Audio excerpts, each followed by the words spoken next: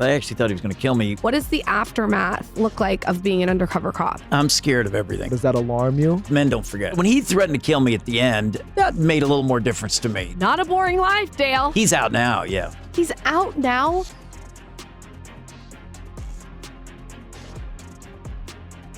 Dale, we could take this in a lot of different directions, but to start, how did you originally get interested in a career in law enforcement? Is that a family vocation, dad, grandfather, or like how did you initially just get interested in this line of work? Well, I was in Bible college studying to be a minister, and I worked a bunch of part-time jobs. One of them was with policemen. I was working security at a hotel, and there were policemen that would work off duty, and I'd hear their stories, and I got interested. And then I went on a few ride-alongs and thought, boy, I could learn about life for a couple of years instead of just being a regular minister who doesn't really know what's going on. I wanted to work in the inner city. So I thought, let me get out here and see this. And so I planned to just do it for a year or two. And then I stayed 29 years instead. Wow. A little longer than a year or two. Yeah, a little longer. What is the first wild experience that you have in law enforcement? Because to someone who's not in it, it seems like a lot. I look at the same way like a doctor or a nurse. I'm like, oh my gosh, it's just so out of my realm that I'm so interested what your first experience that was like wild. Well, I got assigned to a district called the 3rd District in Washington, D.C., and it was 2.4 square miles. And for 2.4 square miles, there was 450 policemen assigned, 37 in the vice unit, just for 2.4 square miles. And in that area, we had 30 open-air drug markets. So we had everything from prostitution to every kind of crime you can think of. And I'm driving around. I'm fresh out of Bible college, and I'm driving around, and we're seeing guys do things. So they tell me I'm standing on. They told me one day when I got to roll call, said, "Go in." They used to call old clothes. That meant get out of uniform and go out there. Just make some arrests. Okay. So me and this guy look like Chuck Norris, exactly like Chuck Norris. He and I went out. So we're driving around. It gets to be about 2:00. We don't have an arrest. He says, hey, see that guy over there? Go up and ask him for some cocaine. I'd never bought drugs or anything, never used drugs.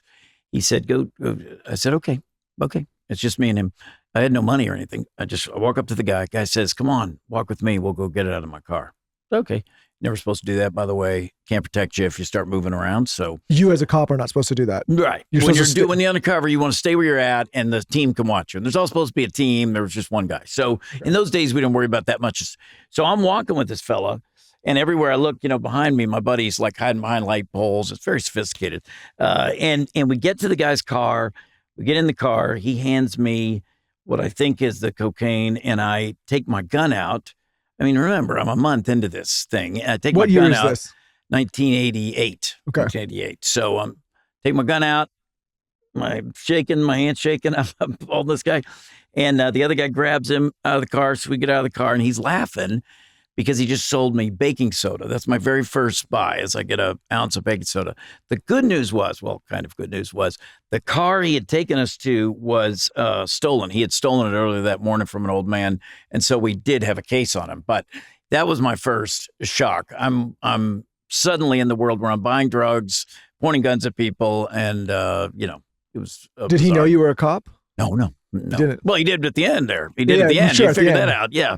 I'm always curious how you compartmentalize when you see something that's awful as a cop. Like, I'm sure you've had to go into houses or homes where there's child abuse or neglect or molestation. How are you able to compartmentalize that? Like, it's a lot. Yeah, I would say that is, I work narcotics and homicide and shootings and bought a lot of guns and did that kind of stuff. And I did everything I could to avoid all child abuse cases in that whole division.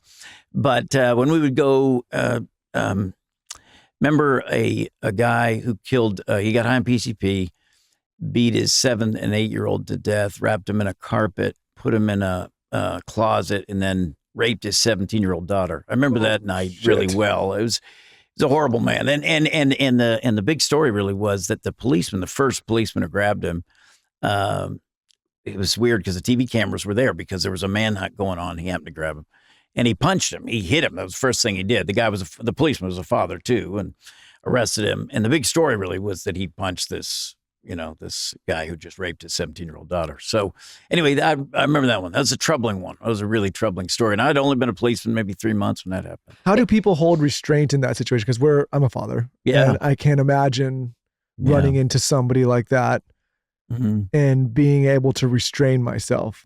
I imagine that takes a certain amount of discipline and maybe even disconnection at times. Yeah, right? Disconnection, I think, is the key, right? Is for the uniform officer who grabbed him. He had just seen the bodies.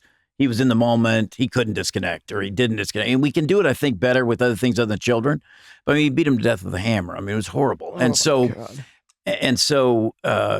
situation. But the detective, when he gets that guy, the detective takes the absolute opposite approach. It's not like I watch cop shows on TV. It's just the opposite.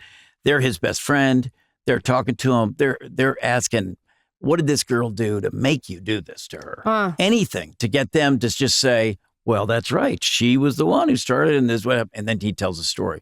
If you go in there and you're a tough guy and you want to fight everybody, you don't get anything. I mean, in narcotics, everything is with your mouth, not with I didn't even carry a gun a lot of the time. So what do cops say, like, behind the scenes when there's something that horrible that happens and the cop punches him and then the only headline is the cop punches him? Like, that's gotta be frustrating behind the scenes, to say the least. Yeah. Very frustrating. Yeah, very frustrating. Yeah, there's a proverb in the Bible says, bad culture calls evil good and good evil. And sometimes we see that, we flip it, and we got the wrong emphasis. And so, yeah, it's very frustrating. But the truth is, in that case, he even testified in that case, and everything, it stayed. And the officer, they asked him on the stand why, and he told them exactly why, and everybody in the jury understood. I mean, what are you going to do in that circumstance? What did he get? Did he get? Yeah, the guy. Oh yeah, he got life in prison. Yeah, life in prison. Yeah, I'm just talking to the detective. Do you follow up? Like, I'm so interested if as a cop and someone does something that horrific, do you follow up with the criminal, like seeing where he lands, or are you just detached from it after he's in jail? So remember, at that time, we're in a city of 600,000, which is a fairly small, not a huge city. And we got up to as many as 490, almost 500 murders a year. That means about 1,500 AWICs, we'd call them, or guys that got shot but didn't die. So with all that going on, truthfully, homicide detectives at that time were carrying 18 or 20 murders a year, which would be now they might carry 2 or 3 or 1 to 3. So that tells you they're just the bodies and the body. Only on really weird ones like the one I just described do you remember, and stay with it. Like that one, the detective I was talking to the other day on the phone had the case. He knew everything about that case, every single thing about that guy. Because it was so horrendous. Yeah, and thank God that stuff doesn't happen very often. Well, we told you before we started that Lauren and I have always been like very pro law enforcement. And I think that, and we have people that are in our lives that are in that community. And I think it's hard for the normal person, the normal citizen, to contextualize going to work and seeing something like that, right?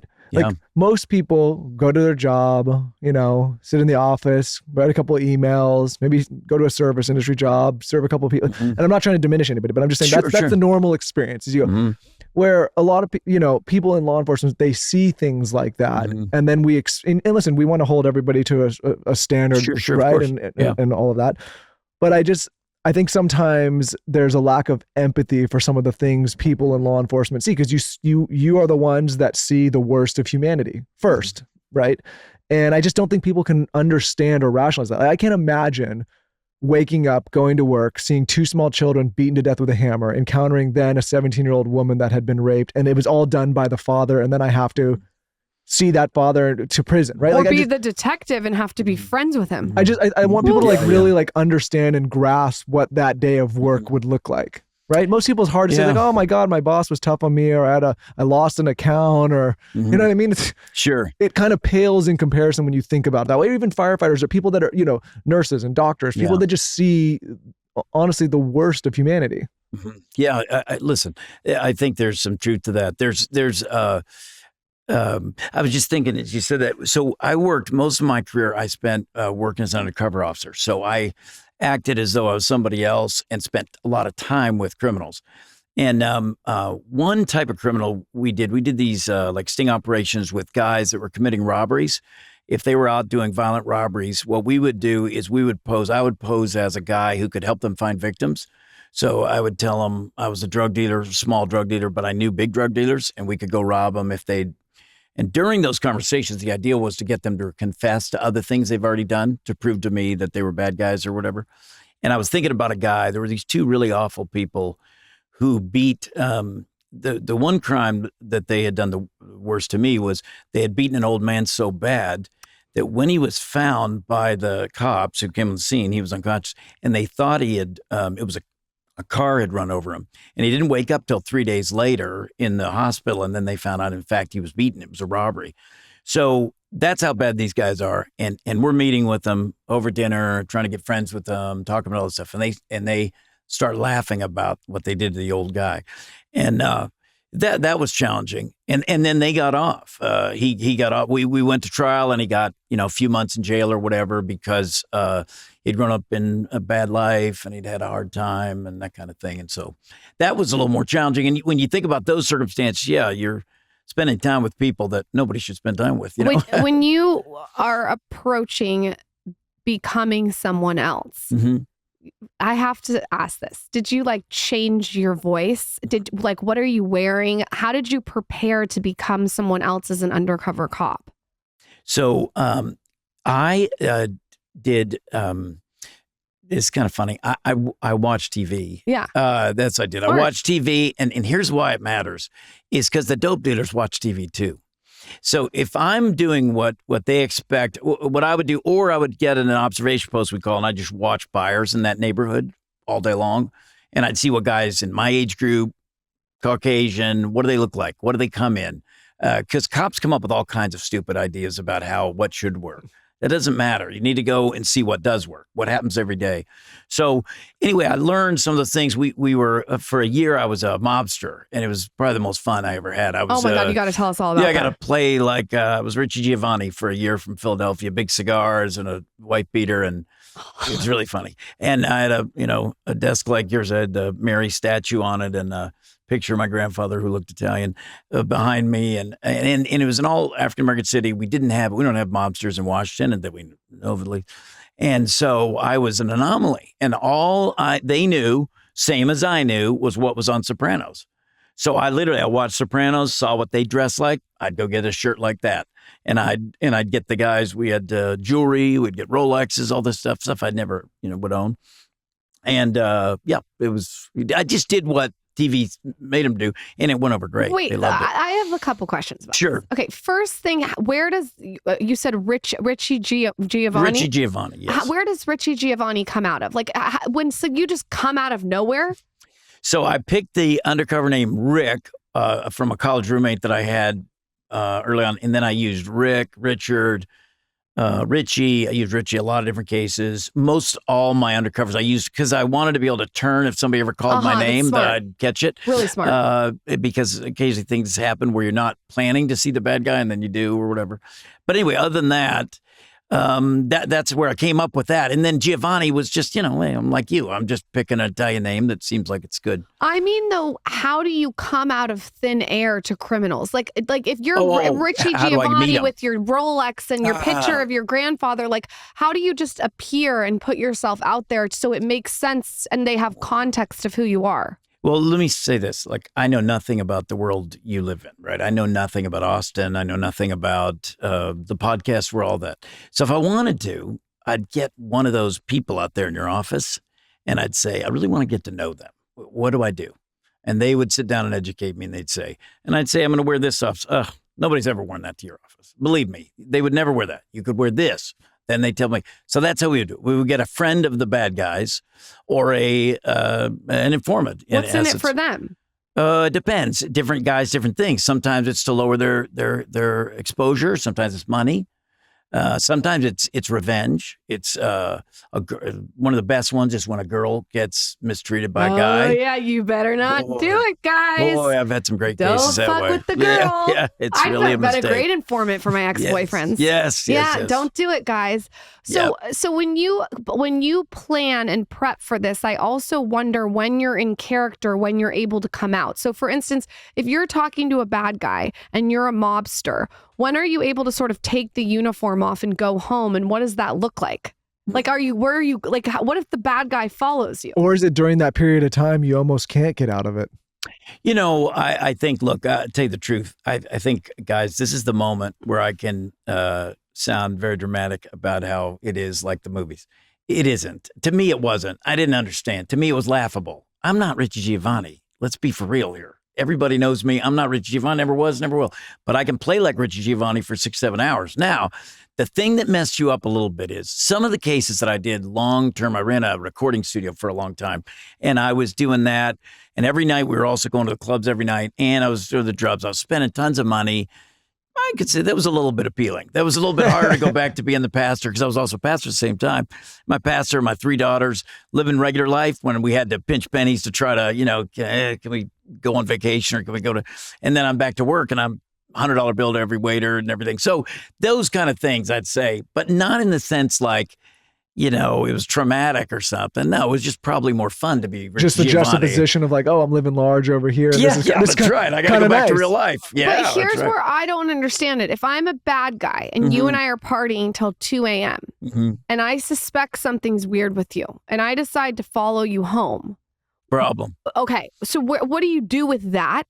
Yeah. And what do you do even before, like in the morning when you, like, how do you like keep the character going all day long for the bad guy? The key is this is really important. If you ever watch a movie, Donnie Brasco, it's a great movie. It's a great movie, and it's legitimately a great story. And Johnny Depp, unbelievable role there. And I've met Joe Pistone, who really did the case.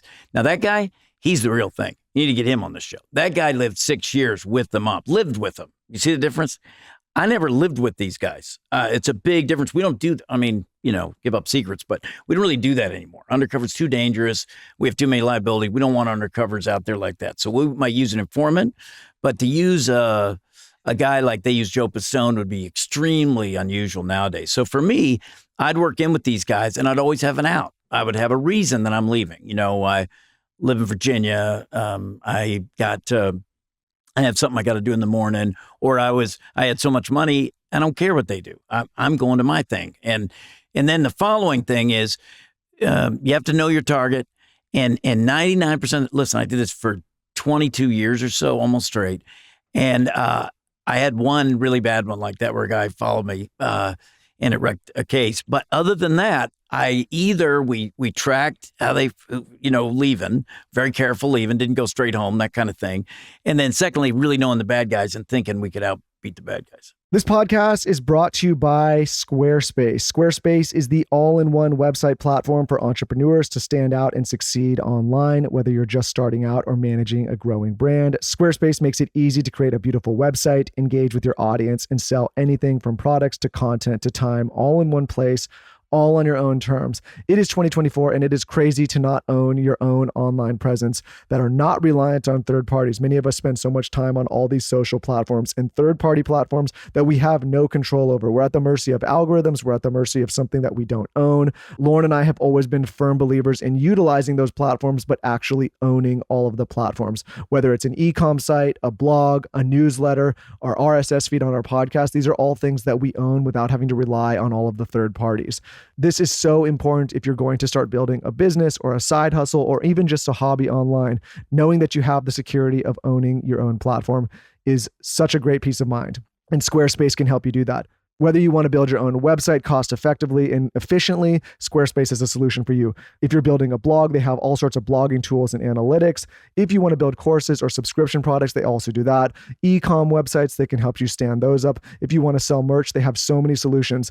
They also have a fluid engine that can help you manage email campaigns, templates, all sorts of different things to build your own online presence. So check it out. Go to squarespace.com for a free trial. And when you're ready to launch, go to www.squarespace.com/skinny to save 10% off your first purchase of a website or domain. Again, that's squarespace.com/skinny. This podcast is sponsored by Active Skin Repair, a skin health company helping people with natural, non-toxic medical grade ingredients.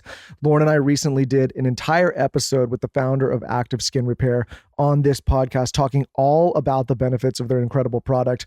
I personally have used this product for the last 3 months. My son accidentally scratched my face when I was picking him up, and I had this cut on my face that just wouldn't go away. So I started using Active Skin Repair, and not only did it heal the cut, but it also has gotten rid of the scar. Here is what's incredible about Active Skin Repair. It utilizes a molecule called hypochlorous acid. When applied to the skin, the molecule works by mimicking the natural immune response to cleanse, soothe irritation, reduce inflammation, and support healing. This is a natural occurrence in the body. Think of it as basically boosting the immune function from the outside of your skin. So if you have a scar or you have a cut or you have something that you're working to heal quicker, Active Skin Repair can definitely help you get there. It can also be used to treat a wide range of skin issues, including cuts, scrapes, burns, sunburns, rashes, and other types of skin damage. It's also safe and non-toxic, making it suitable for use on all skin types, all parts of the body, and even rosacea, eczema, and acne-prone skin. Lauren and I use it also for our kids in the summer. Mosquitoes are crazy here in Texas. When they get bites, we spray it all over their legs, and it helps those bites heal faster. Of course, we have an incredible offer for you. Visit www.activeskinrepair.com to learn more about Active Skin Repair and get 20% off your order when using code SKINNY. Again, that's activeskinrepair.com, 20% off using code SKINNY. I am so excited to talk to you guys about the 8 Sleep, and this is why. We have covered so many topics on this podcast, from wellness to health and all the things you can do to live a better life. But by far, the thing that has been the biggest mover for Lauren and I is getting better sleep, which is why I could not be more excited to talk to you guys about the 8 Sleep. At this point, I'm sure you've heard of 8 Sleep. Their buzzworthy sleep technology called the Pod can be added to your existing mattress like a fitted sheet to automatically cool down or warm up each side of your bed and in turn improve your sleep quality dramatically. Everyone from athletes, business titans, and celebrities all swear by the Pod, and so do I. And today I want to share some exciting news because the Pod just got an upgrade. 8 Sleep has launched their newest generation of the Pod 4 Ultra. It cools, it heats, and now elevates automatically. It is also clinically proven to give you up to 1 hour more of quality sleep every single night.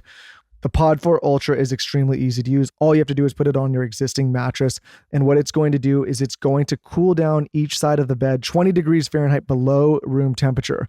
For those of you that have snoring nights or sleep with a snoring partner, the Pod can detect your snoring and automatically lift your head by a few degrees to improve airflow and stop you or your partner snoring. Of course, we have an incredible offer. Head to 8sleep.com/skinny and use code SKINNY to get $350 off Pod 4 Ultra. It currently ships to the United States, Canada, United Kingdom, Europe, and Australia. Again, that is 8sleep.com/skinny and use code SKINNY to get $350 off the Pod 4 Ultra. Enjoy. When you first got into undercover work, why did you either choose or why were you selected to do that kind of work? So this is really funny. I think one of the things is, you do things, never a great athlete in high school, never a great student, didn't really win at much of that. Got halfway through Bible college, quit, became a policeman. And I was in the academy and I offered to do undercover work in the academy. And it's an all African-American city, to be fair. And they said, you're kidding. That's laughable. You're not going to do undercover work. So that made me think wait a minute, maybe I can do this. So I think I had something at the beginning. I just wanted to try it. And that's how I tried. It was the first story I told you. But then from there, I found out that if I posed, there was always a Caucasian somewhere there. I just had to find a role. And so I created roles through my career that would give me a reason to be legitimately involved, whether it be a mobster, recording studio, body shop, import-export business, anything I could create that would be like, okay, now I understand why this guy would be here. You know what I mean? Is this mostly going after narcotics and drug busts or? Yeah. Narcotics, drugs, violence. Like say we worked these violent crime rings, groups of guys. Mm-hmm. And I really enjoyed that. Where guys that were out doing robberies and shooting people and that kind of stuff.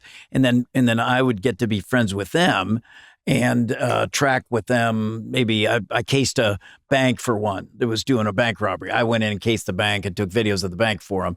And I walk out and tell them we went to Philadelphia to do that. So a lot of different cases like that where you're in with these fellas and you're helping them, they think, to commit their crimes, but you're just getting them just right up to the point they're going to do it, and then we arrest them. If I was a criminal and you were around, mm-hmm. I would put 2 and 2 together and notice that there's an undercover cop when the person keeps leaving.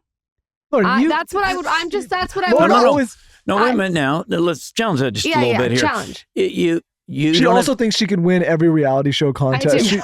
I know. I would notice that you were leaving a lot. Well, remember, I'm not leaving every 10 minutes. I'm leaving like at normal breaks in the evening. The club closes at 2. Okay. What do we all go home together? We all got to live in a commune to be a drug dealer? I guess you're right. At some point, I got to leave. Okay, can I ask you this? But you do have to watch that. Look, you're right, though. Sometimes guys are doing that. Like, I can only be here 10 minutes. You can do that 3 times. You can't do that 5 times. You know what I mean? So you have to play. Sure. And there's a lot of dumb mistakes like that. If I'm a criminal, I'm putting a shot of tequila on the table and a line of cocaine that's thick as fuck and saying, let's do this together. What do you do? Do you have to do the cocaine? No, you don't. Well, here's the thing. This is an ongoing problem, of course. The cool thing in our city is if you in Washington, if you make money and sell drugs, you don't generally use drugs. That's just a rule. If you make money and sell drugs, you don't generally use drugs. Wouldn't mean you wouldn't smoke weed. Certainly you would drink tequila. Certainly you would sleep with women. Certainly you would, live a party in life or whatever. But if you're a true money guy, you don't mess with drugs. That isn't true in every city. And there's a lot of big drug dealers that use drugs. In our city, that just is really frowned on. So that kind of helped me. But remember, I bought street drugs all the time. So you'd have some buildings, you go into housing projects, we'd go up in there and then the door's locked. There'd be 3 guys there. In order to get out of there, you're supposed to use, check the product or whatever. So you have to talk your way, get really creative. What do the undercover cops do in the cities where people do use drugs? Do they have to? I mean, no, they can't. See, the problem is that's illegal. And nowadays, remember, it's drug tests. I mean, when I started, the drug tests were laughable. I mean, cops were using drugs all the time, back in the 80s. Then how does every criminal not know who the undercover cops are because they're not doing drugs? Because again, not all, don't lower all criminals to drug users. This is an unusual thing. And he's saying at the level they're selling them at, you're trying to make money. And remember, they're dealing with buyers. Think of this. The giant, the grocery store clerk here, I'm trying to think of a grocery store down there that's popular. How many clients she see in a day? How many people come across her? She's checking grocery stores all day. That's what street drug dealers are like. They might see 150, 200 buyers in a day. They just don't have time to challenge every single person, and they don't want them standing there smoking crack in front of them. Imagine if they got to do that 150 times a day. They're going like this. I think you've seen too many movies. I've maybe seen too many movies, but what do you do if they keep offering you alcohol? Do you have to just alcohol? We drink. Yeah, we drink. Yeah. And what about women? What if there's what do you do? So I had this thing. It's funny. What you really do, I think the trick is you bring your own girl. That's the way you beat it. Oh, that's so smart. So if we, but the only problem is that you have to find a girl who can talk, who knows how to keep it going. So, just like if you were going to open a car business right now, selling cars, to find 2 people that are good personality, jive together, and can actually do a deal, like doing these interviews. This doesn't work if you leave tomorrow and you put somebody else in. Trust me, you'd have to adapt a lot.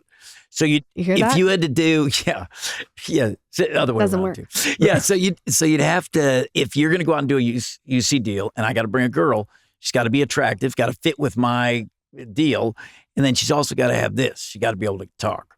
And so, would you find those types of girls? Yeah. Pretty much. We had some, failures, but and she does have to be a cop, or she doesn't have to be a cop. Wouldn't absolutely have to be. No, wouldn't absolutely have to be, but would be good if she is. If you have to go back and do some kind of character thing, like a mob wife, can I be your girlfriend for a night? Absolutely. That's all I need is my wife going undercover. Lauren, at this point, you might get recognized. I'll interview them. I'll be like, hi, welcome to the Skinny Confidential Him and Her show. That's right. All right, I'll call the cops in Austin, see if they can use you. Okay. I would love it. You're doing this for 22 years, is what you said, and you're undercover. At any point during all the time, are you ever scared for your life? Are you nervous? Or is this like, hey, I can go get the job done, go home, next one?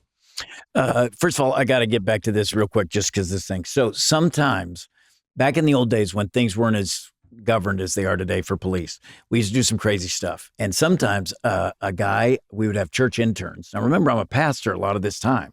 So I would have a church intern they'd hear the stories. They'd say, I got to see this. So we would take them down. And when I'd go out buying, I'd let them sit in the car next to me so they could, ride along during a buy. And so I'd take these young kids out. I'd pick up a prostitute or buy crack cocaine or something. So that's just a side note. We did do ride-alongs for buys. Yeah. But there you go. Yeah. So we could have taken you. Could have come. I wish that I could have come. Yes. If anyone's listening who is an undercover cop, DM me. I will be there. I will be in full character. I know how to ask questions. I can be really engaging. I feel like you'd blow it, Lauren, like for them. No because like way. there'd be Dale, you'd be like waving in the corner. Dale, trust me. You kind of stick out a little bit. No, I would play myself down. I'd play it down. I don't know about that. I would, I promise. You can't. So one of the problems with really attractive female undercovers for bad guys is that I can only use you so many times because men don't forget. Am I right? Yeah, Men they don't forget. Beauty, we don't forget. What do you mean? You're attractive, so we don't forget you. In other words, if I bring you in, you're around 5 drug dealers. With me, an ugly guy like me, I can switch my appearance a little bit. I can come back as a different guy and maybe not be noticed. You're always noticed. We always remember They're going you. to see. They're going to be like, oh, I've seen her before. It's like a 6'5" undercover male. You don't. 6'5" undercovers are terrible. How does a woman undercover cop play in that she's like a prostitute or something if you have to sleep with the guys? She doesn't have to sleep with the guys. She doesn't. That doesn't work well. Yeah, that doesn't. No. We don't do that. Huh. Again, messes up. We're not allowed to do that stuff because you get to trial and then you say, Now I'm not saying that our intelligence services or something don't do some of that stuff in big case overseas and all that. I have no idea, but I'm saying for police, no. So in FBI, another never. life, if I need to go overseas and I wasn't married. To be honest, you're kind of a pain in the ass. Maybe go tomorrow. But okay, so wait, you're back to scary stuff. Yeah. So when you during all this, is this something where you're like, oh, this was the job today, and it's, or are there days where you're like, wow, that was a close call, and I'm sure, yeah, and you got to maybe like relocate or protect your family or whatever. Yeah, listen, it's interesting. I'm scared of everything. I'm scared of bats. I'm scared of heights. Bats like baseball bats, or like bats, like flying real bats. I don't care about Everyone's baseball scared We got a bats. shitload of them here in Austin. Go watch the bridge. Jeez. So anyway, I'm scared of a lot of things. This is my point. But when I got into that stuff and doing police work, for whatever reason, I say it's God's grace, I would pray for strength. And I did not feel afraid most of the time, however, which was stupid, frankly, a lot of the time. But there was a group, there's been several times. One time I went out to buy with an informant, and we were late. They had planned to kill us both, and we were 40 minutes late because I'm always late everywhere. I was glad I made it on time here. And we showed up 45 minutes late. So the bad guys had left, and he got out to go get them to come to the car and make the deal. And instead, they killed him. So they just killed him, didn't kill me. We would have both been killed, if we were on time. But he got shot 28 times. And, when that first happened, I'm up at the hospital looking at the body on the gurney up at Howard University Hospital. And he had bullet holes from here to his ankle. He just had a kid, and he was an informant. But, we were friends, and we just been in the car and spent a lot of time together. And you're standing there over his body. So, yeah, that was definitely. If you were there with him, made you think, wait, this actually could be real. So if you were there at the allotted time, you would have. Yeah, they were planning to kill us both. Yep. Mm-hmm. And why did they want to kill you both? They thought you were. They had decided we were informants. Because I made a mistake in the undercover. I was buying drugs. I was buying larger amounts, and I was using all $100 bills. It was a new undercover. I wasn't thinking smart. But, drug dealers, think about it. Don't use $100. I know it sounds like on TV, but think about it. If you're selling drugs all day, people paying you in fresh $100 bills? No, they're paying you in 20s and 40s. But then how 50s when you tipped you said you tip at the club $100? Different undercover because deal. It's mob. That was a different animal. Yeah, that was a different case. Okay, that's interesting. So you have to These know. are street guys. You have to know exactly what you're dealing with. Yeah. You know what's the most intriguing thing to me? Gangs. Mm-hmm. How did you deal with gangs and maybe Hell's Angels and stuff like that? I didn't deal with Hell's Angels in our city. We dealt with MS-13 a lot. I bought a lot of drugs from MS-13, bought a lot of guns from MS-13, bought more guns probably than drugs from them. Dealt with and all the street gangs in the city. This guy I was telling you about who shot the informant, he had killed 12 or 13, and he was from the First and V Street crew. He ran that. So that was like our little crews in the city. And so you tried to infiltrate them, get to be friends with different ones of them, and get their confidence, make a case on each one of them, which is tough. And then be able to take them all down together is the ideal. What is for someone like me who doesn't know a lot about it, what is the infrastructure of the gang? Like, is it like 13-year-olds are in it? Is it like really young boys? How are they indoctrinated in it? Like, what did you see behind the scenes that the general public wouldn't know about gangs? Yeah, I think one thing is they're relegated to certain cities in the United States. The big cities for gangs are Los Angeles and Chicago and New York City. I think it's a big organized, the jackets, the whole deal. In Washington, in many cities like ours, we're not that organized. If they're more from that block or from that street, except for like MS-13 when they started coming, MS-13 and a few other Latino gangs. They kind of bond together and they have more of a structure. But what we found is mostly guys are about making money and defending their block in essence. The nice thing was with me, always obviously being an outsider, I didn't live in the part of town. I didn't really have the fear like you would, I suppose, if you were a Blood and a Crip or whatever. We just didn't have that in Washington. Did you ever feel bad for any of the criminals? Meaning like maybe you encountered some people that were selling drugs or guns. That's a good question. But they were doing it out of maybe what they thought was necessity in the way they came up, or maybe opportunities they didn't have, and trying to, like you said, just make some money to support their family. Is there any cases that you remember where like, oh, you kind of feel bad for the person, as opposed to like the hardened criminals who are out beating old men and raping women? Well, remember, here I am a pastor. I want to see people's lives change. Right. That was what I started out to do. Is I wanted to go in and help kids to meet Jesus and have their life change from the inside out. I really believe that was possible for everybody. Like I see everybody and I say, there's a way out for this guy. And so here you are meeting, and then originally you think drug dealers, oh, terrible, awful people. Then you meet them, and just like us, they're just hustling a buck in many cases. I'm not saying there aren't exceptions. So you're meeting these these guys that are murderers and drug dealers, and you find out they're not so different than me. And then you see them and you feel, honestly, you almost, depending on the bad guy, at the end of the case, I would often feel bad and have a hard time interviewing them as being honest with, hey, I'm the police, I'm really the police. And you really build a friendship with these guys. And remember, again, it's anti to what I believe, to lie and to cheat people and deceive people. And yet that's what I would do. I mean, that's what I did for a living. I lie for a living. So I would convince you I was, I don't know, a great friend of yours and whatever. And then we talk about your family and your wife and your kids and all that. And then I come out and it turns out I'm not who I said I was. So it's challenging. But frankly, empathy, I can remember one girl especially, it was during that Giovanni case, that mob case. She was really young. She was just 18.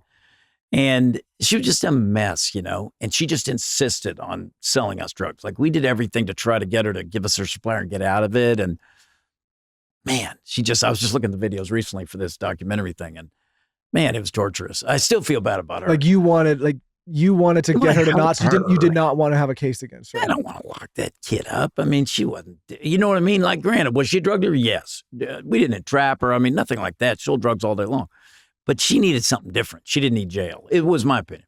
Yeah, no, the reason I asked you is because if you tell a story like you opened the show with about a killing like that, I think everyone listening is like, that person's got to go. Absolutely, and 100%. Life in prison may be a little too lenient for someone like that. That's right. But then you hear about an 18-year-old girl that's maybe fallen on hard times, that doesn't understand, life, doing that. And you're like, oh, you're going to wreck a lot of her life, if not her whole life. Yeah.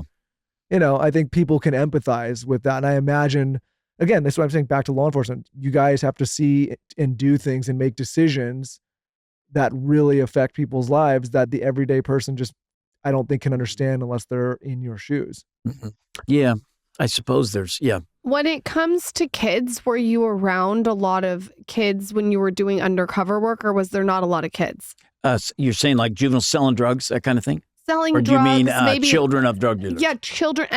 Was there a lot of children around, or was it not a lot of kids? Oh, yeah. I mean, remember, you're just in life. You're just in society. So, they would bring their kids to drug dealers. I remember a guy having me hold his baby while he got the drugs out of his pocket. I'm holding the baby, then I'm the buyer, and I hand back so I give him the money, and we're shifting like that. I was thinking about that the other day. I have 3 daughters of my own. I have 13 grandkids. I love kids. We did a lot of ministry with kids. And so it's really tough. That was the one thing the guys used to always laugh at me, because I had like no patience for guys who we'd get on the search warrants, and I'm cool with you having a drug problem or whatever you got to deal with, but not with your kid being abused. So that was where it was really tough for me, honestly. When you look back on your career as an undercover cop, and we're going to get to what you're doing now because it's incredible, sure, but I just want to know, if you look back on the career, is there a common denominator of these criminals? Meaning, did they come from a bad childhood? Like, do you look at them and see there's something across the board that's the same, or is it really just all different? Because I worked in one city a lot of the time, let's think that way first. Okay. I would say very similar backgrounds for most of the guys I dealt with. Very similar. But then the last 10 years of my career, I focused mostly on Latino drug dealers from Central America. And I just dealt with larger amounts of drugs, and we were dealing with those guys a lot. And they had also a similar background, but from a different context, obviously, not from our city. And what do you mean similar background? Well, they would all have come up with little to no education, poverty background, got to the United States illegally or through difficult times, if not. I mean, they were coming on student visas, you know what I mean? And then meeting me, selling me drugs. You know, they were guys that had come here across the border. They come with their parents when they were little. That was a common story for us with the guys we were arresting that were buying large amounts of drugs and stuff from. Speaking of that, and this is a hot button issue, obviously, but I just wanted people to listen in the context of what you just said, which is, a lot of times people that come illegally become criminals. Not everyone. Yeah, sure. Say that, but clearly. But what you've seen. When you see what's going on the border now, does that alarm you? Or is that like, what do you think about that when you see the influx of more people coming to this country illegally? Well, of course. I mean, to me, okay, so I'm a Christian, so I want to reach every soul, I want to help every person. So that's what I do now as a pastor. So I don't go down to the border and try to hold people back. That isn't what I do. When I was a policeman, we would lock them up. I got awards from immigration for locking up drug dealing, killing guys that were illegals. And so certainly it's alarming. I'm an American, and we have to control the borders. So in that sense, of course, anytime you have people coming in that are not filtered, and also because they don't have proper immigration, they also don't have any legal opportunity. So what do you have for options? So from the filter that you see it in, is that what you see the greatest vulnerability is, that they maybe don't have some of the options of coming here legally, so now they have to resort, in many cases. Many cases, not all, of course, but. So there could potentially, the fallout could be a rise in more crime for people that are falling on desperate times. Yeah, I think anytime you have people with little resources that find a way.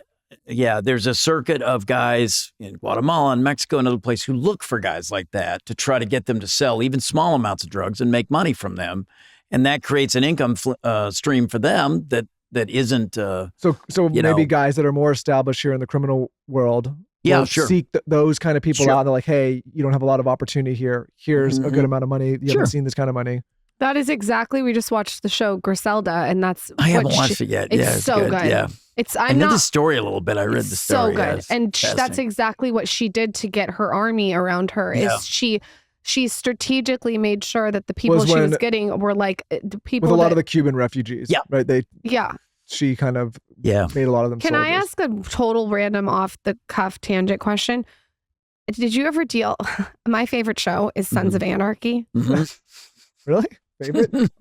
Jax, tell her. I'm sorry, That's Michael. why you like it. No, I just love Hell. I guess it's not Hell's Angels. It's Sons of Anarchy. But like, what is this? Is the Hell's Angels and motorcycle gangs what we see on television, or is it different?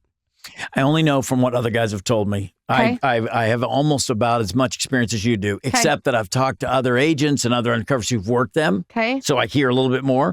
But yeah, I mean, I think a lot of what you see in those shows was put on by, they've got some technical guys standing next to them saying, no, not that, this. Now, I'm not saying they always listen, because there's a lot of stupidity on cop shows. But I would say that the overall persona, you know, the violence, the anger, those things are fairly similar. Now, I did pose as that some of my buyers were bikers, because it was, again, creating reasons why a Caucasian guy would be in an all-black city buying large amounts of drugs. So I had to have a customer base. So sometimes it was, you know, college kids. Other times it was bikers and that kind of thing. But truthfully. Before we switch to what you're doing now, I just would like, I have a question. When you caught the bad guy, and the bad guy now knows you're an undercover cop, are you actually in a room interviewing them? And what does it look like when they know that the person that they've been hanging out with deceived them?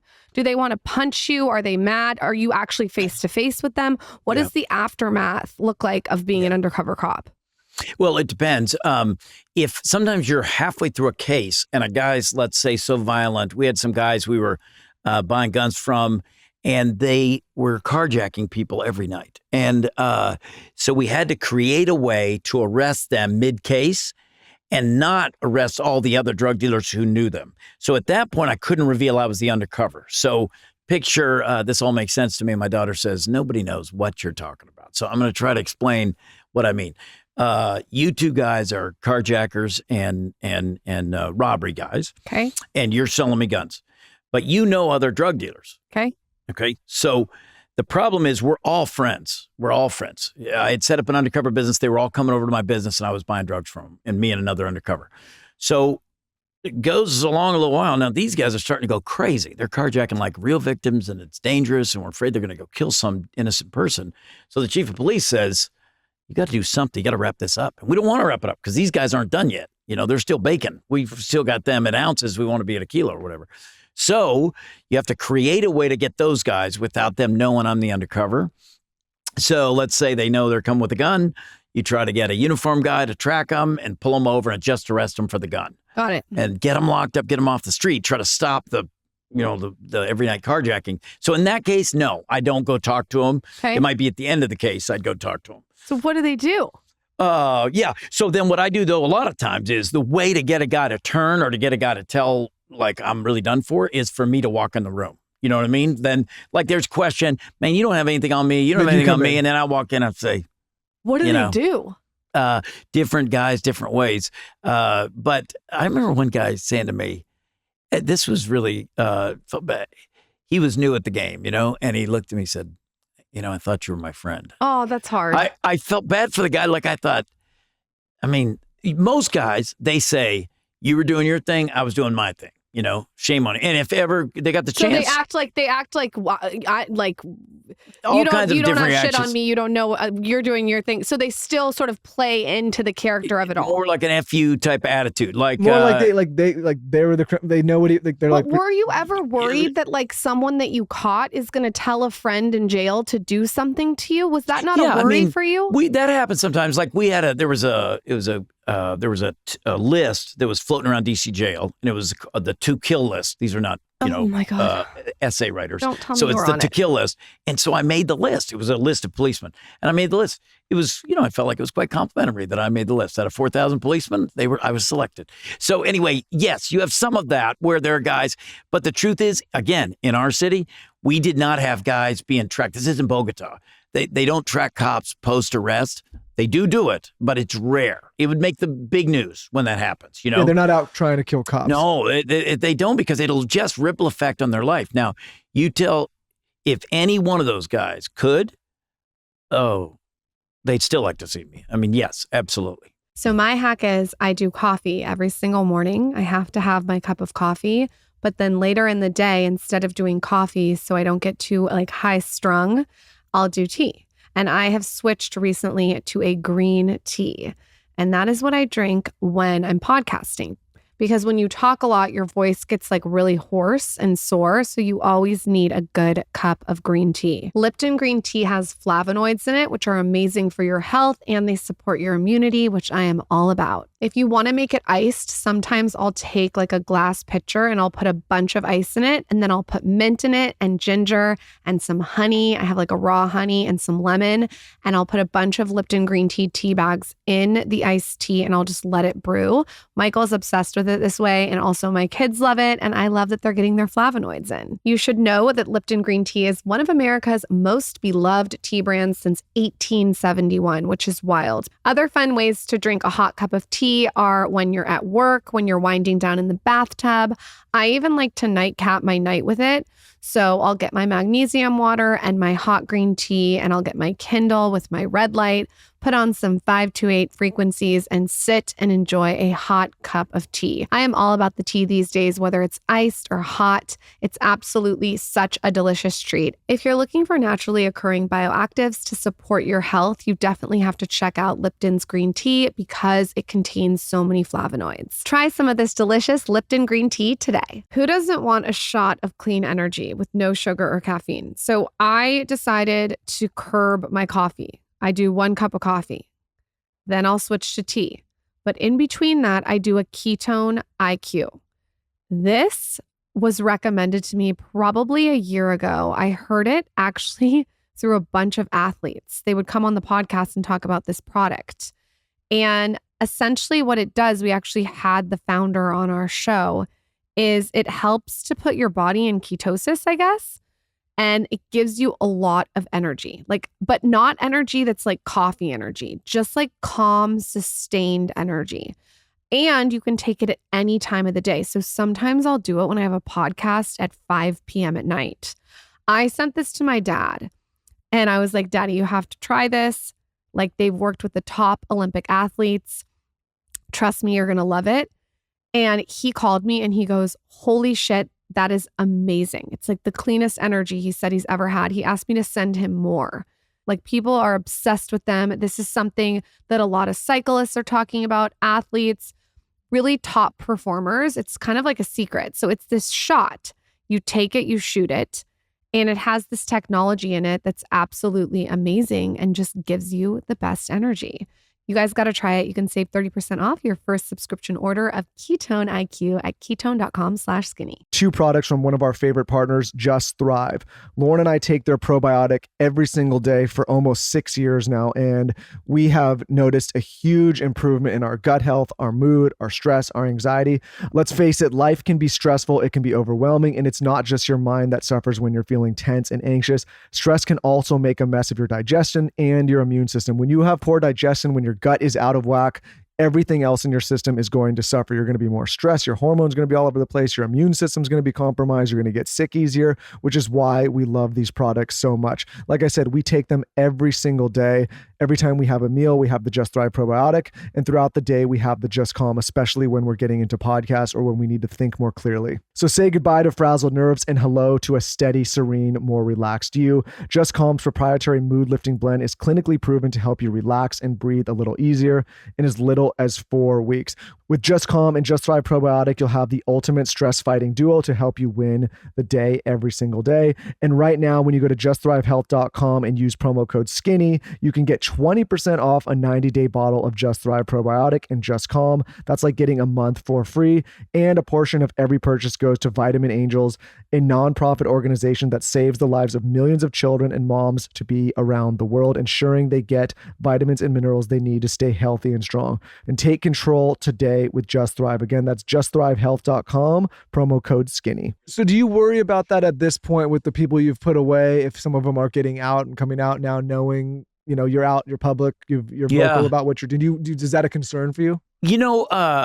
There are certain places I wouldn't go. I suppose the answer for that, without a gun, because they would love to, they would love to kill me, but they could get away with beating me half to death and really have little, but if they're not going to take action, generally speaking, against a policeman, arrest them, or the policeman, because that just ripple effect on that is, now I got to go back to prison again. It's not worth and it. It's going to go right back. That's general. Does that mean, though, and I know, you read the newspaper like I do, and they're nutty people that I arrest.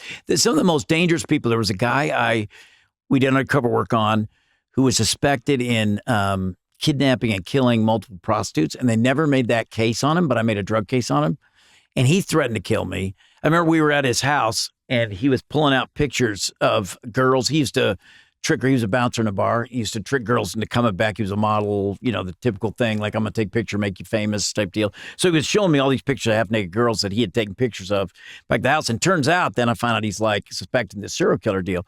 So when he threatened to kill me at the end, that made a little more difference to me than the guys, Is than he in most of jail? the other guys. He's out now. Yeah. Yeah, now. Yeah. He's out now. So Yeah. this is like so confusing to me that you can literally be a serial killer of. Well, they never made that case. Never made the case. The case was never made. Never made the case. Is that? If he made the case, How he'd be did locked he not up. make the case though if he was doing it? It's hard. It's really hard to make, Damn. It's really hard. It's There's a hard. lot of bad people I'm out there. sweating. This is making Tons me of bad sweat. people out there that are, I'm sorry to say. Our conversation yesterday was about justice. So this is like really, okay. So And wait, quickly. From a statistical standpoint, of all the people you make arrests on, how many of them do you actually make a case against? I imagine with you... Do we prosecute? 95% or something. But actually get, convicted. Yeah, sure. But just not at the level maybe we want. You know what I mean? Like the court would be this, and that's what we're going for, and then they end up getting a year or 6 months or something. Is that frustrating when you find It's somebody... very frustrating. It's very frustrating. Yeah, heck yeah. You work and you put yourself at risk. Some of the most dangerous guys I ever dealt with, it's pretty maddening. Yeah. when they don't What get. is the epiphany to get out of law enforcement? Do you remember where you were and where you decided that you were done and you were going to switch to ministry? No, I actually wasn't done. So halfway through my career, I was always volunteering like you do, I'm sure, and volunteering at my church and volunteering at different ministry things. But then when I had about 12 years left, they needed a youth minister at my church. My oldest was in 9th grade, and the pastor asked me to help out. It's a big church, it's a mega church. And so I said, okay, I'll try to do it for 30 days or whatever. And I stayed for 12 years. And Did the pastor know what you were doing in your day-to-day? Yeah. Okay. Yeah. Because we were in the suburbs. You can picture this. And I was working in the city. It was really two different animals completely. So anyway, I would do that. During the day, I'd be the youth guy. And in the evening, I'd go in and be a drug, And then my phone would be going off. I'd be in the middle of counseling some family, and some guy from some Dominican from New York bringing down a kilo would be calling me. I said, excuse me. And then I'd be in the middle of buying from the Dominican at night, and some family would call me saying their daughter just ran away from home or something. I'd say, give me a minute. Not a boring life, Dale. Yeah. It was weird. Definitely weird. So, a lot of fun, though. So when did you decide to switch full time, and what does that look like? Yeah, so they asked me when I could retire, they said, you ought to retire and do this full time. Yeah. And I'd always, I think, felt a little guilt, like I should have probably done that from the beginning, and maybe I'm just doing this because I like it too much. Now I have a little different perspective, but so I did. So I left earlier than I would have liked to, probably. Why do you have a different perspective? Well, now I think, I used to think like we think good people are Mother Teresa, right? And regular folks like us working regular jobs, earning a living, whatever, we're kind of, able. And now I really think I understand the scriptures better to say God creates ways for all of us to work and contribute, and that it was great what I was doing as a policeman, that it wasn't substandard to being a minister or whatever. You know what I mean? Sure. So there was value in both. I would tell you, just from an outside perspective, that I believe that you are probably a better minister because of what you did with the undercover cops. I bet you learned human nature, psychology, how to listen to people, how to understand people. I think all of that probably made you a 10 times better minister, I would think. I would say listen, and being human longer. So the longer you fail, the more you fail in life, the less judgmental you are of others. You know what I mean? So that mixed with that world I was in, definitely. Definitely. It was very hard to throw to be mad at somebody else for something I was doing 4 or 5 hours a night. You know what I mean? Like I could understand at least. What does your day look like now? I'm involved. So I help my son-in-law with his church. So I'm pastor there, trying to help other ministers get started. I do this undercover pastor ministry, and Code 3, which is a police. So a lot of nonprofit work in the city and around the world. But the one that we do it goes to some of your questions is some of the guys that I arrested, that I made case on, are now friends of mine doing ministry with me. Wow. So there's a couple of guys like that, not hundreds, but a couple of guys like that. And so we work in the same city, used to work in. And so now we say, used to lock people up, now we set them free. So we locked up the body, but I couldn't change you that way. You know what I mean? I can't change the inside. But now we feel like through Code 3 and through Undercover Pastor, we're able to actually get at, hopefully, the heart, give people hope and another reason to live differently than. So how do you start working with some of those guys? Do you approach them when they're getting out, when they're still in jail, certain criteria they need to fall into in order for you to feel? Yeah, different stories for different guys, you can imagine. There's a guy who I arrested. I bought drugs from him and he went to jail for 5 years. He went to trial, said I entrapped him. I mean, and he scared me to death. I actually thought he was going to kill me at the end. He was he's 6'5", played basketball at San Diego State. He was a big monster. And I was buying drugs from him. We arrest him. Then he's mad at the arrest too. He goes away 5 years. I never hear anything else about him. Most guys didn't make me feel a little nervous. He made me feel a little nervous. So when he got out though, people started telling me, hey, that guy became a minister. I was like, yeah, whatever. He's just trying to hustle a buck now doing that. That's terrible, but that's cynical police, So years passed. Now I retire. And I got thinking about it.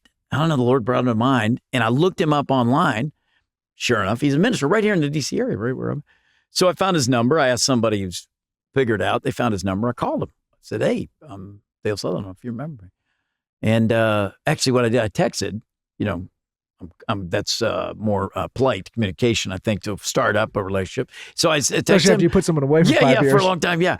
And the last I heard him, he didn't like me much. So I texted him, and he calls me right back, and he's doing great and remembered me right away. We had breakfast, and so since then, we've done a few ministry things together and hope to do more. So was he like, hey, I've moved on, I'm not mad at you, you're doing your thing? Yeah, he said, now, I don't think that he's in love with what I did. I still don't get that impression. Like, some guys are like, hey, you're doing your thing, big deal. I don't think this guy was in love with what I did, but he says it was a dark time in his life, and it turned his life around when he was in jail, and he came out a different man, and he's lived 30 years now. The most common things that people come to you for when it comes to ministry? Like is it marital issues? What is it?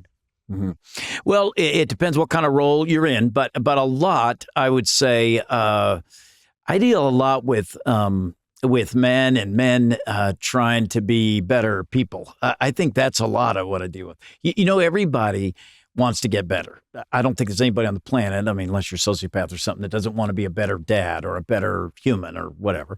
And so I think I work now with a lot of men who've had some success in life and then are trying to figure out how they can make impact or how they can be a better way to raise. Everybody's interested in raising their kids first, but then other thing. What could I do to make a difference? And so hopefully giving them what I think God's perspective is on that and trying to help them understand what I think the scriptures give them hope as to how they can best be used and not waste their life. There's a lot of discussion these days, and it's been a while now, about the prison system here in this country. Yeah, sure. And, there's some that would argue that people go in, criminals, and come out worse criminals. But from, and it's because of the environment. Some are cases like you talk about where they come out better. Mm-hmm.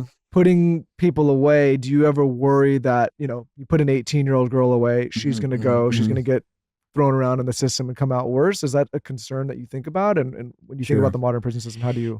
I used to pray for the people I would arrest and pray that in jail, they would find a chaplain, they would find something where God would reach them in jail. And I say that, I worry that I say that I sound like some great guy. I'm not a great guy. I just knew that I hadn't done it very well. I had never been able to explain to them another direction to go.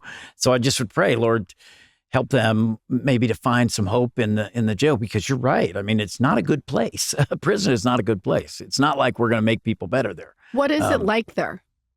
You know what? I'm like you. I'm as fascinated by. I have a guy now we work with who was locked up for 20 years, and another guy we work with who's again a former inmate who's.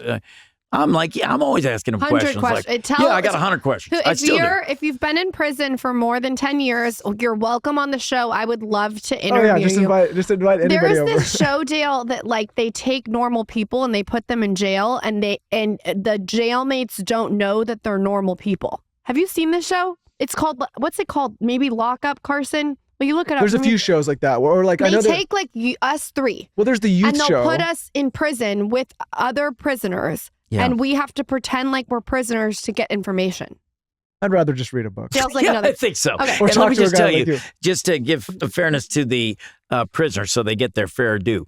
That's usually what you see. All those shows are in like county jails and stuff, which is guys that are doing under a year. Yeah, they might have a murder or something. I've never seen They're one never in a like San Quentin or at, here in Huntsville. This is a heck of a prison system you got here in Texas. So, these are serious criminals in here. You go into those places, I don't think you do a TV show. I've never seen one filmed. I can't imagine you go in there. I don't know who would go in there. Like on TV, when you see a cop go undercover in jail, that's utterly insane. There are some cops that have done. We had a case where we had a guy meet him in the visitor room, pose an undercover that would meet the bad guy there and make deals there. But that's very different from going to sleep in cell block B. Woo! Oh, man, I'm with you. You mentioned that you were in India and you have a ministry there. Is that what you said? Well, one of the things with Undercover Pastor, we found ways to find a lot of folks want to give to the right thing, but it's hard to know who to give to. And so as a cop, as a detective, whatever, I've learned how to vet what I think are good people to give to that are legitimate and we can trust and everything. And so we created this thing to help people like that innovate. So it's India. There's a lot in the U.S., a lot in D.C., but a lot in other countries too. We're in Africa and a couple of other places where we find ministries that we really think we can help and the right people. And then we would go visit them to make sure they're doing what they're supposed to be doing. We'll give them a lot of money or allotment of money. It's not a lot of money. And I was just there to visit to see what this next phase is he wants to do, to launch an orphanage there for 24 little kids. And I wanted to go see where they're going to sleep. And does everybody live by the laws? And does everybody, who are these kids? And all that kind of stuff. So we do some of that to like inspect what we've invested in. How fulfilling what you do. If someone is interested in getting in touch with you, tell us where to find you, what you're working on, the documentary, all the things before you go. It's terrible because I don't know how to look at social media. So it's The Undercover Pastor on Instagram and Facebook, and that's the easiest way. You can reach me that way too, right? Yeah. So they can reach me through that, and you know, the website has, I think, my email and all that stuff too. So and the documentary you mentioned that they're working on. Well, they finished this documentary in France, and it's being sold here in the U.S. now, but it's a 4-part documentary on my life. It's weird they named it Dale Undercover. I thought that was very creative. So anyway, so it's done there. We just went to the Cannes Film Festival, the series festival, and we're completed for an award there. So it was fun. That's awesome. I love it. Dale, that was a great interview. Thank you for coming on. We could talk to you for hours. That was great. Yes. All right. Well, good. It was fun. Thank you very much. Thank you.